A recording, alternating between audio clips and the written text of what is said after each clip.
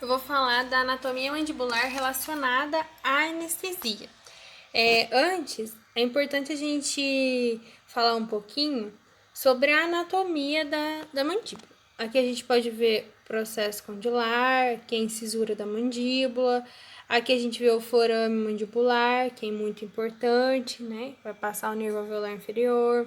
Aqui a gente vê a rugosidade pterigóidea, fossa submandibular, aqui o trígono retromolar, também importante na anestesia, que a gente vai ver. Sulco milioídeo, aqui a fosseta retromolar, língula da mandíbula, aqui a crista temporal e o processo coronoide. Agora, uma outra visão, uma visão lateral, a gente pode ver, além das estruturas que a gente já falou, que é o processo coronoide, cabeça da mandíbula, a gente tem aqui a fóvea pterigóidea, ramo da mandíbula, ângulo da mandíbula, que é o corpo da mandíbula. Podemos ver a protuberância mentoniana, aqui o forame mentual, que é importante também, que vai passar o nervo mentoniano. Aqui a parte alveolar, aqui o arco alveolar. Então é isso, e assim por diante. Antes de falar um pouco, né, é importante a gente saber que o osso mandibular, ele é um osso diferente do osso da maxila. Ou seja, ele é um osso mais denso, mais compacto. O osso que está presente na mandíbula é um osso do tipo 3 e um osso do tipo 4. Ou seja, é um osso mais denso e mais compacto, diferente da maxila, que na maxila a gente tem um osso mais poroso, onde o anestésico ele consegue difundir ali com mais facilidade. Na mandíbula não, na mandíbula, por ser um osso mais compacto, a gente tem dificuldade de anestesiar a região de mandíbula.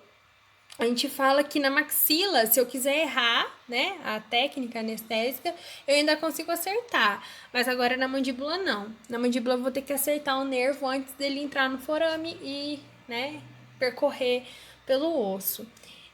Mas antes, né, de tudo, a gente tem que falar do trigêmeo, que eu vou falar hoje basicamente do nervo mandibular. E o nervo mandibular, que vai inervar a região de mandíbula, ele é o terceiro ramo ali do trigêmeo. Então é importante a gente falar do trigêmeo. O trigêmeo, ele é o único gânglio localizado no interior do crânio e ele é protegido por uma camada dupla da dura mater, da pia mater e da aracnoide. Ele vai se localizar na fossa média do crânio, alojado em uma depressão encontrada próximo ao ápice da parte petrosa do osso temporal, né? Então a localização dele é bem aqui nessa região aqui. Péssimo, essa é a minha setinha, mas vocês entendem aí. e essa depressão encontrada ali é chamada de impressão trigeminal, que é onde ele se localiza ali. O trigêmeo ele tem 3 ramos principais. Primeiro é o nervo oftálmico, aqui representado no número 1. E esse nervo oftálmico a gente não usa muito dentro da odontologia, né? E ele vai inervar essa região aqui representada na imagem. Depois a gente tem o segundo ramo, que é o ramo maxilar, que é o nervo maxilar, que é muito importante, vai inervar a arcada superior dos nossos dentes, enfim, inerva a maxila. Depois a gente tem o terceiro ramo, que é o nervo mandibular, que a gente vai falar agora. E ele vai inervar a região de mandíbula, né? Essa região é localizada aqui na imagem. Então, vamos falar do nervo mandibular e dos ramos dele. O nervo mandibular, então, ele é a terceira divisão do nervo do trigêmeo, né? E o nervo mandibular, ele é caracterizado como um nervo misto. O que significa isso? Ele tem então, fibras sensitivas e fibras motoras. A gente vai falar de cada ramo dele. A gente tem que entender que ele tem vários ramos. E dentre esses ramos, a gente tem alguns principais que estão relacionados com anestesia. E aqui a gente pode ver, como por exemplo, o nervo bucal, né, representado no número 3. Aqui o lingual, representado no número 6. Aqui a gente tem o alveolar inferior, muito importante, representado aqui em 4, que vai passar pelo forame mandibular. Aqui, como uma ramificação do nervo alveolar inferior, a gente tem o miloioídeo, que vai formar o assoalho, né, da boca, que é importante também. E a gente tem aqui outras estruturas, como por exemplo aqui em 8, a gente tem a glândula submandibular. Aqui em 9 a gente tem a glândula sublingual. Em 10 aqui a gente tem o músculo milioide. Em 11 a gente tem o músculo digástrico. Aqui a gente tem em outra visão, né? Deixa eu voltar. A gente tem em outra visão. Espera que eu passei errado. Aí. Em outra visão, os ramos também do nervo mandibular. E aqui a gente vê também nervo bucal em 3, 4 lingual, 5 é o alveolar inferior, 6 miloioídeo aqui. E aqui em 1, né, o mandibular. Vou falar separadamente de cada um agora. Eu vou falar principalmente dos que estão relacionados à anestesia. Primeiro, o nervo bucal. O nervo bucal, ele é um nervo que vai ser responsável por sensibilizar a região de mucosa, né? Pele da bochecha, gengiva, vestibulares e molares inferiores. Ou seja, basicamente, ele é um nervo que vai inervar a região de tecido mole, né? Nessa região aqui. E as fibras gengivais, né? As fibras gengivais dele vai ali até, pode vir de região de molares até a região de pré-molares. Então, inerva tecido mole dessa região. Ele é um nervo menos calibroso, né?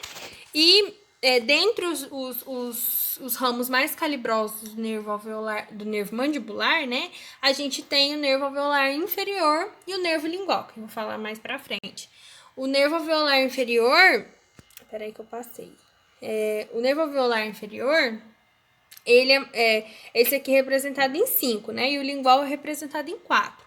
O nervo alveolar inferior, ele tá localizado mais para posterior e lateral, como a gente pode ver aí na imagem. E já o lingual, representado pelo número 4, ele tá mais para anterior e medial.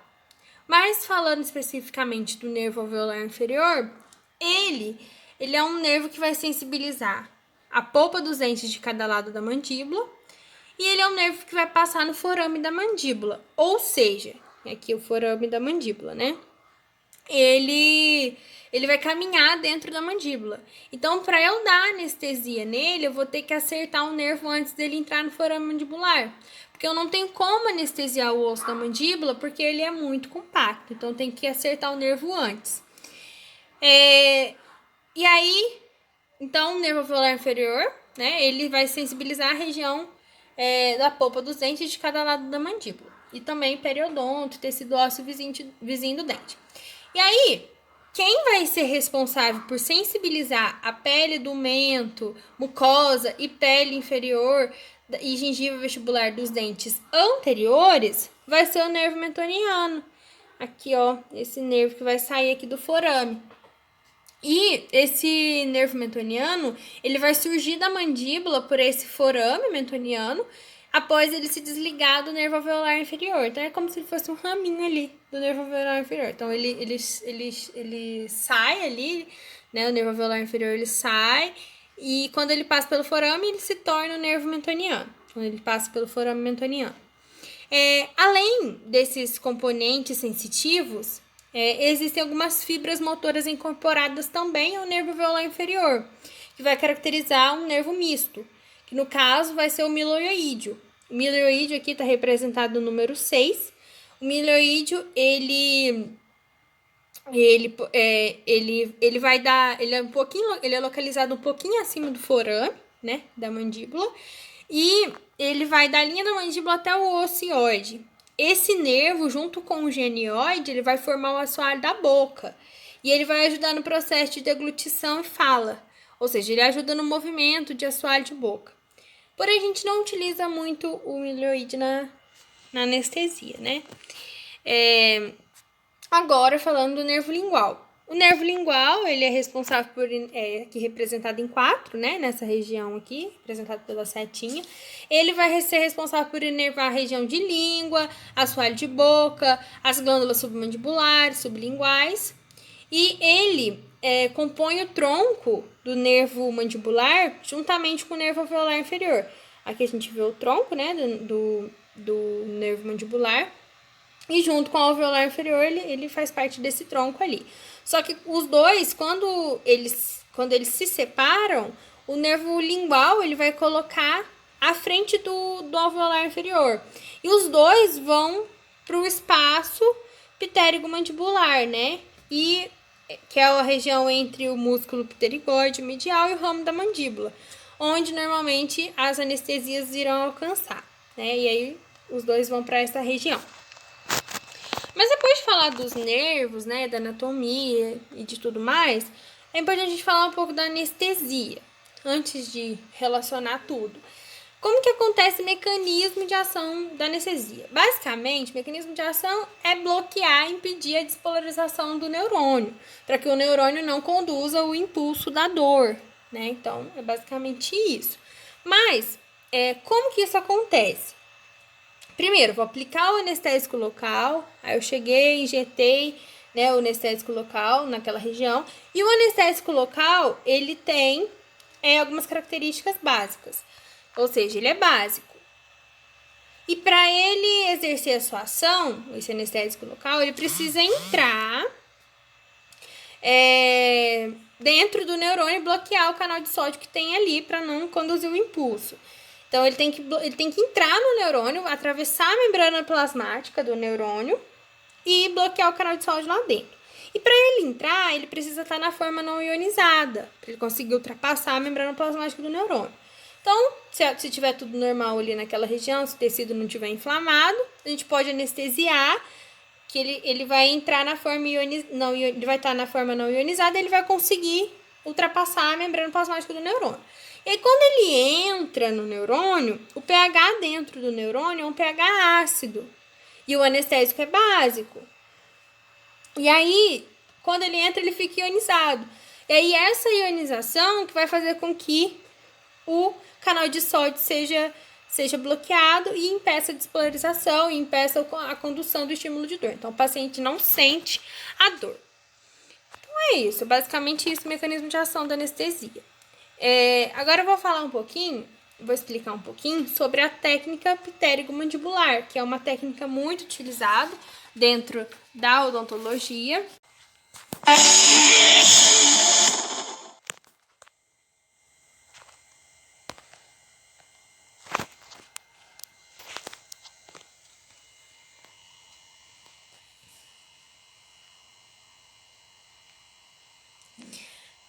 Primeiro, nessa técnica, a gente vai deslizar o dedo indicador sobre a oclusal dos molares, até ele atingir o vértice do trígono.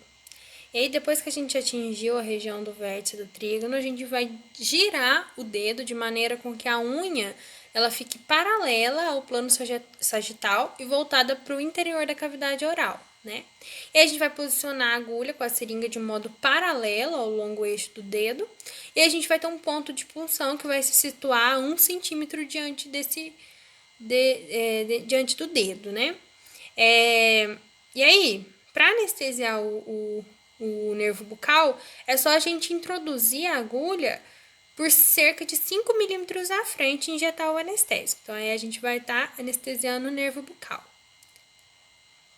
Agora, se eu quiser anestesiar o nervo lingual, é só eu continuar com a minha agulha penetrando por mais 10 milímetros para anestesiar esse nervo lingual. E aí, injeto o anestésico ali e anestesio o nervo lingual. E aí, depois, se eu quiser anestesiar o nervo alveolar inferior, o nervo mentoniano e incisivo, é só eu retirar a agulha, né, e deixar apenas a pontinha dela no tecido. E a gente vai inverter, girar ela pro lado de pré-molares do lado oposto. E aí, nessa posição aí, onde a gente girou, a gente vai puncionar, aprofundar a agulha, né, até ela atingir o osso. Depois a gente recua um pouco e deposita a solução anestésica. Então, a gente vai estar anestesiando o nervo alveolar inferior, mentoniano e o nervo incisivo. Essa é a técnica mandibular e é uma técnica muito utilizada dentro da odontologia. É isso, gente.